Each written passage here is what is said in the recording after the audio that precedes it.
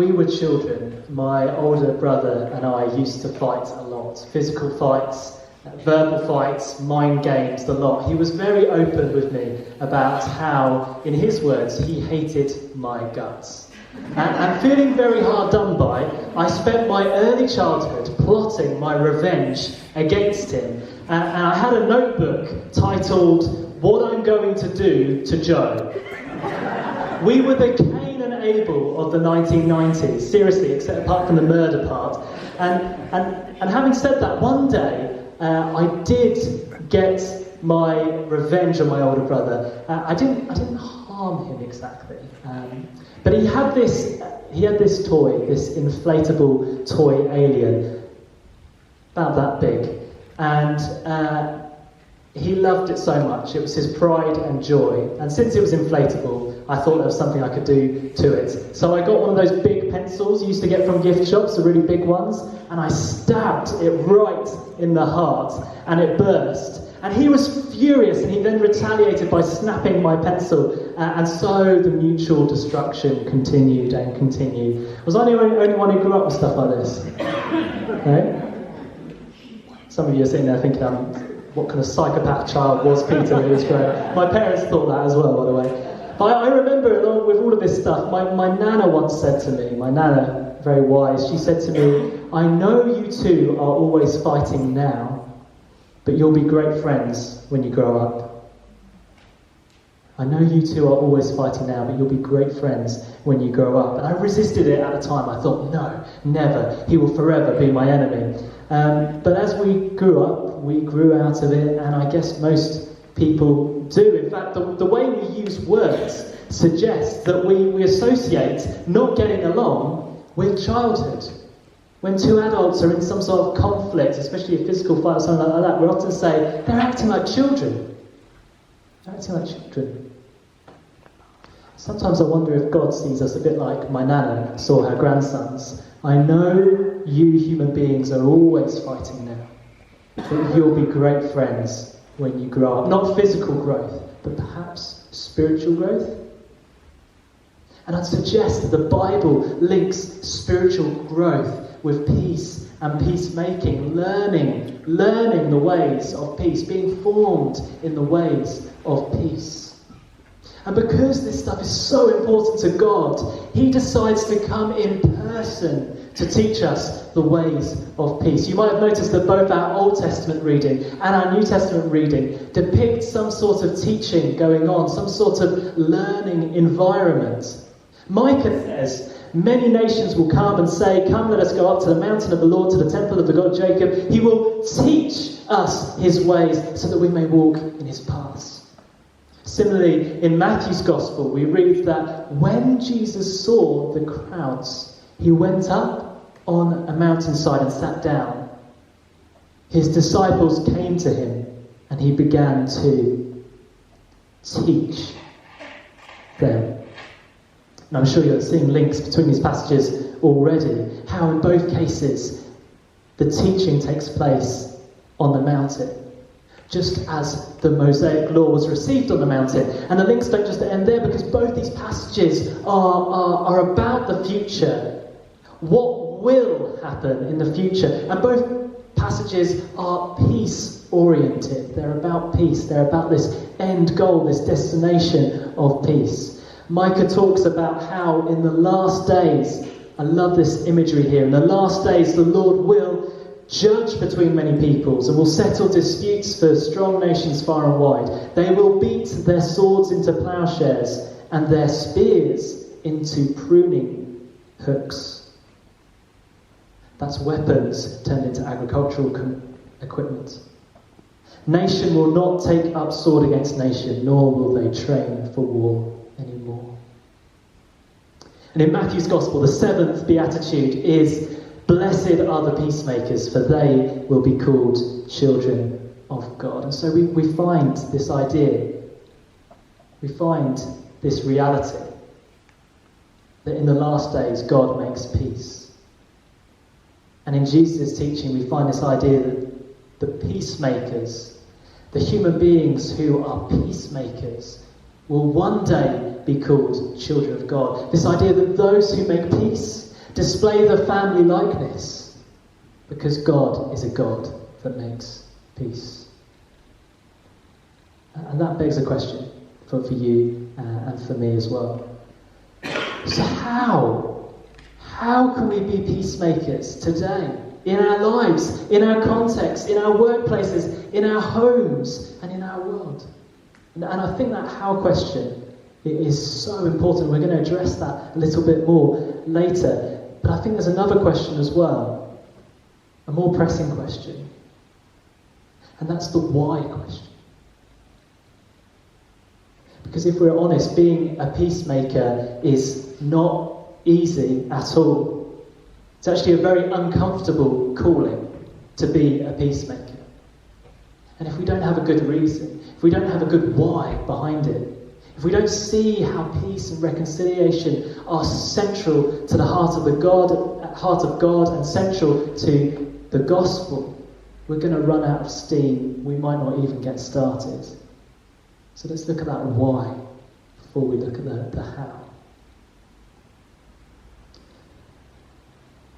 Some of you know how frustrating it is when you're unwell, or when a member of your family is unwell, but the doctors just can't seem to work out what the issue is. Some of you know how that feels. And it's interesting because actually when the doctor does come up with a diagnosis, even if it is a bad diagnosis, a difficult one to take, it's almost a relief. It's almost there's some hope in it, because you start planning, you can start thinking about what are my options, where do I go from here, what next? And I think there are some parts of the Bible that are a bit like that. The diagnosis is hard to hear, but beyond the diagnosis, there is future possibilities. And in the book of Ephesians in the New Testament, there's something like this. In the second chapter, there is this very, very succinct diagnosis of the human problem. Paul writes that there is hostility between human beings, between us who come from different ethnic and cultural groups. And there is hostility between human beings and God, a God that holds us to account for the wrong things that we do. And so there is, as it were, a kind of vertical hostility and also a horizontal hostility as well. If you like, one great cross of hostility. And in Ephesians we read about how God goes to the very heart of the problem with a cross of his own. And Paul explains that at this cross, Jesus' death is a putting to death, an actual putting to death of our hostility, both vertical and also horizontal. And when Jesus said it is finished, he actually meant it. And so, if you look at the window, not only was God in Christ reconciling the world unto himself, but he was also taking the initiative to reconcile us, human beings, to one another on a horizontal level as well. He was putting to death our hostility, putting to death our enmity, putting to death our hatred, putting to death our discord, putting to death our alienation. And that means that the cross is directly related to your relationship with that colleague at work that you can't bear. And the cross is directly related to that feud in your family. You know the one? That feud in your family. And the cross is directly related to the relationship between Brexiteers and Remainers. And the cross is directly related to Boris Johnson's relationship with Jeremy Corbyn. You're thinking, no. Not even the reconciling power of the cross can do anything about that relationship.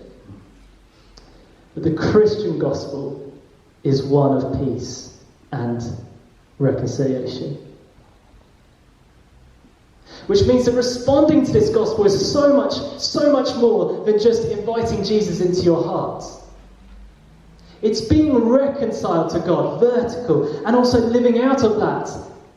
And living reconciliation out in the whole of life, horizontally with each other. Seeking peace, seeking reconciliation is part of our response to the reality that God so loved the world that he gave his one and only Son. And for some this morning, you can't even hear the call to be a peacemaker because you've yet to encounter that love of God. It's just a story for you. It's not gone from head to the heart. It's not touched your inmost being. And if that's you, please don't be discouraged. Ask God to help you see him more clearly.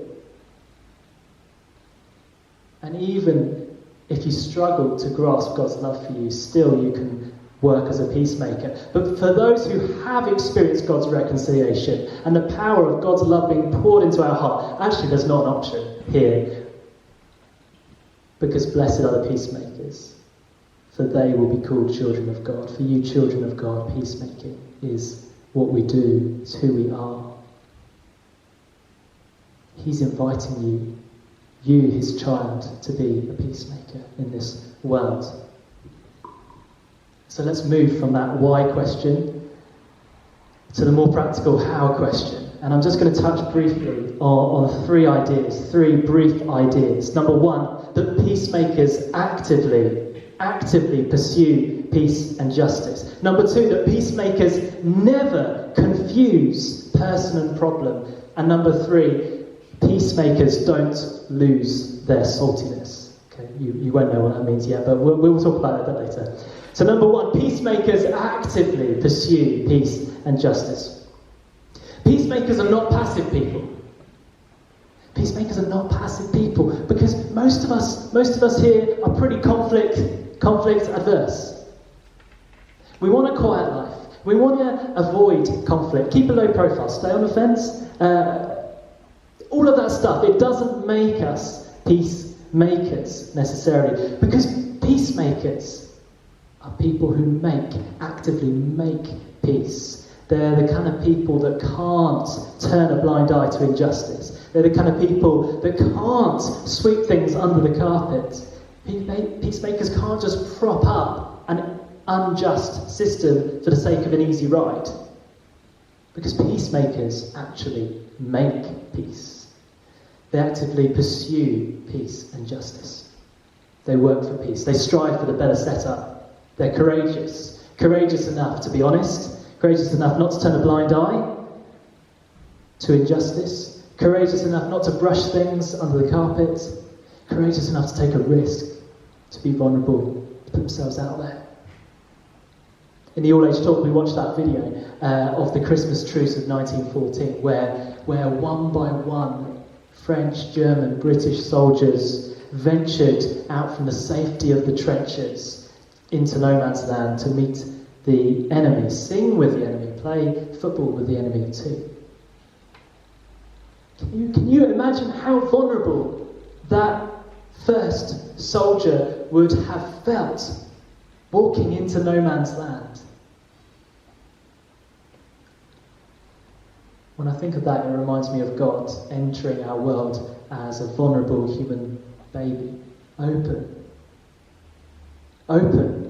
to the possibility of violence, rejection, scorn, hate. And yet he took the initiative anyway for the sake of reconciliation, for the sake of renewed relationship with us. Peacemakers actively pursue peace and justice. And part of that is literally going out to meet the other. 20 years ago or so, 25 years ago or so, we thought that the internet would make it easier to learn about other people and broaden our horizons. But depending on who you're friends with on Facebook and who you follow on Twitter and who you follow on Instagram, you might just find that you're living in an echo chamber where you're only hearing the opinions and beliefs that are like your own, that reinforce your own. And I think rarely today there is those authentic, honest conversations between people who absolutely think polar opposites. Mike and I met up with an imam, which is a Muslim religious leader, a number of months ago, and if I'm honest, it wasn't the easiest conversation. We clearly thought very differently about a number of things, none more so than the person of Jesus and who he is. And yet, The conversation felt so important, so crucial, so key, if only to reach out hands of friendship and express solidarity after the various attacks on mosques around the world this year. But it wasn't easy and it wasn't comfortable. It was an active decision. Who can you reach out to? Who can you reach out to? Whose way of seeing the world do you need to listen to? If you're seeing a lot of conflict at work, conflict in your home or in your group of friends, what's behind it? Be an investigator. Get curious. What's behind it? And what can you do to address those underlying issues? How can you actively pursue peace and justice where you are in the whole of life? Let's move on now. Peacemakers never confuse person and problem. Peacemakers never confuse person and problem. When Jenny and I first got engaged, I read and listened to a number of books about marriage, and just in preparation, I took control of my own marriage preparation. And one of those books was by a man called John Gottman, and he explained from his research, and some of you might have read John Gottman, he explained from his research that contempt is the single greatest predictor of divorce. Contempt is when we see ourselves as better than the other person. And we might call them names, we might roll our eyes at them, we might say something like, "What's wrong with you?"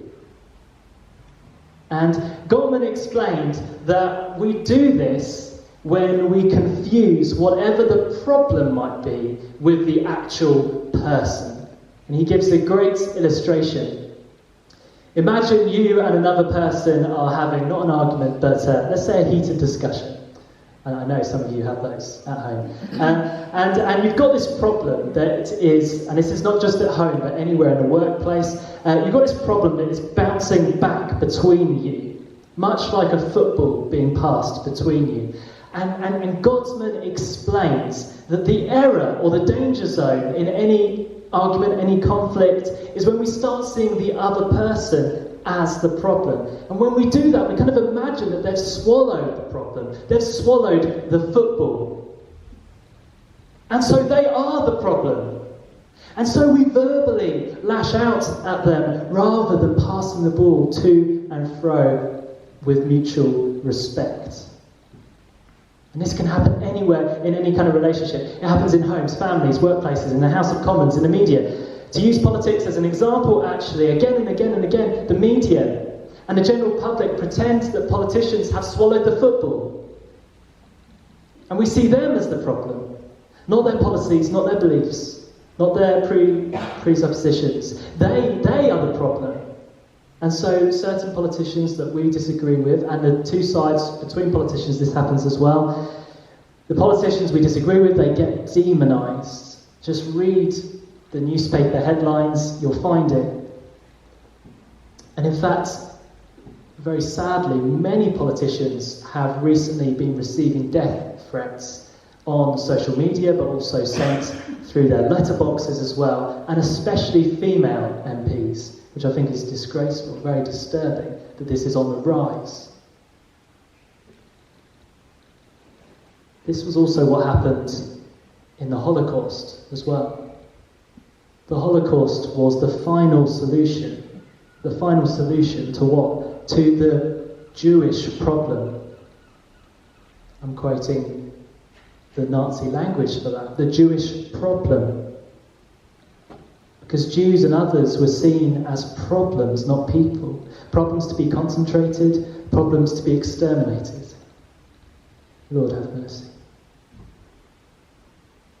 When a country is at war, there is special propaganda that's released by the state to ensure that the country fears, hates, even demonises the enemy. Problems, not people. Problems, not people.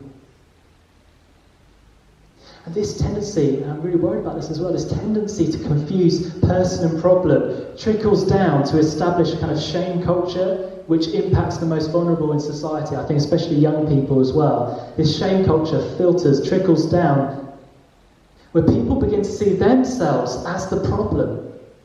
I am the problem. And this can lead to all sorts of social isolation, self-harm, even suicide. The greatest killer of people my age, men my age, is suicide. Someone taking their own life. But God doesn't see a single person as the problem. God doesn't see a single person as the problem. The problem is not us, but the hostility between us, between one another, the hostility between us and God. And this was what was destroyed. This was what was definitively dealt with at the cross. God never confuses person and problem. And peacemakers never confuse person and problem. Peacemakers resist demonization. Peacemakers turn gridlock into dialogue. Peacemakers facilitate that ball being passed between two or more people with mutual respect. Peacemakers even stand up for their opponents when they're being vilified. That's what a peacemaker is. And for you, next time you're in some sort of argument, heated discussion, conflict, ask yourself, am I confused? Have I got confused here? Am I confusing the person with the problem? Am I pretending they've swallowed the football? Think of the person in your life that is hardest to love. Think of the person in politics or the person in current affairs that you wish didn't exist. And consider that God in Christ died and rose again for them as well, and that they are unconditionally loved by God. Peacemakers never confuse person and problem. It's the final idea, really quickly, final idea. Peacemakers don't lose their saltiness.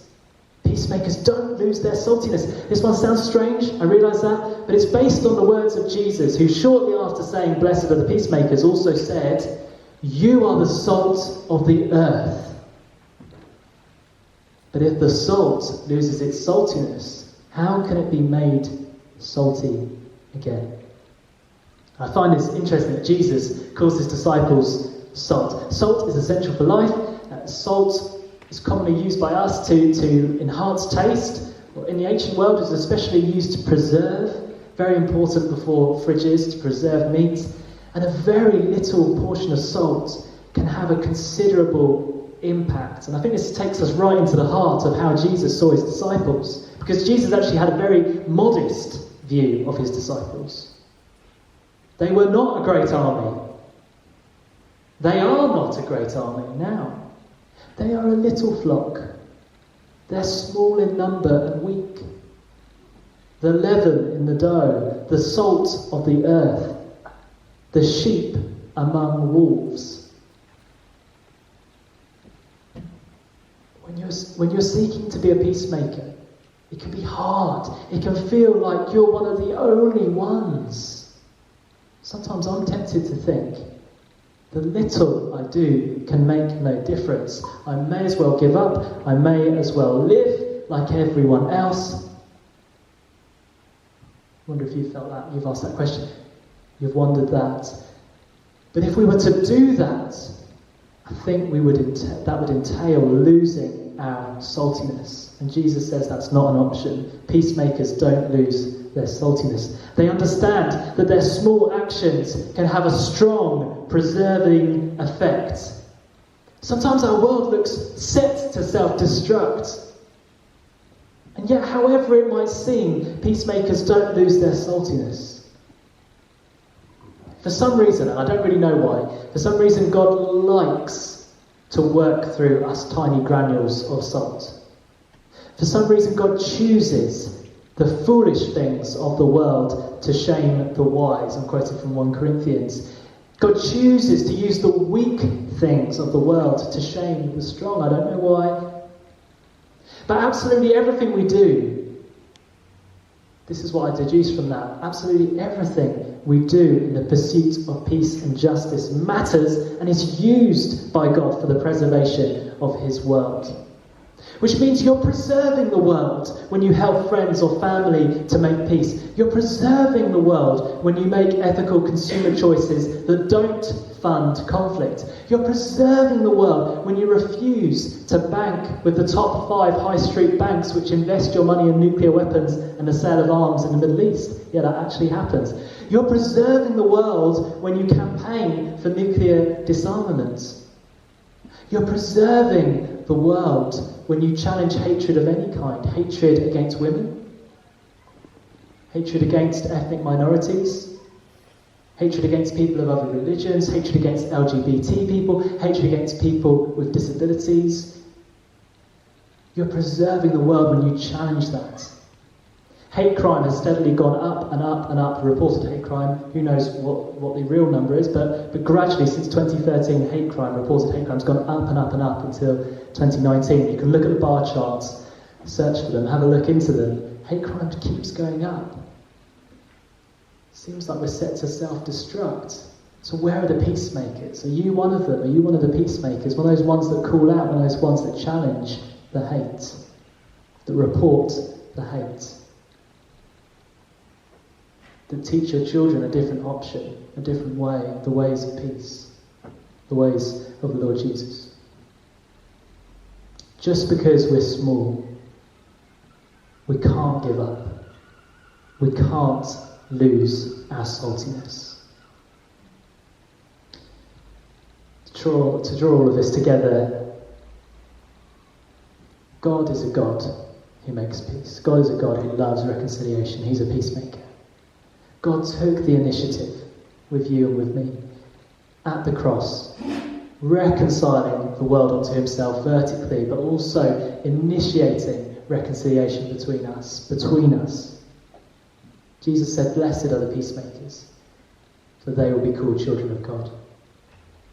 And we actually display that.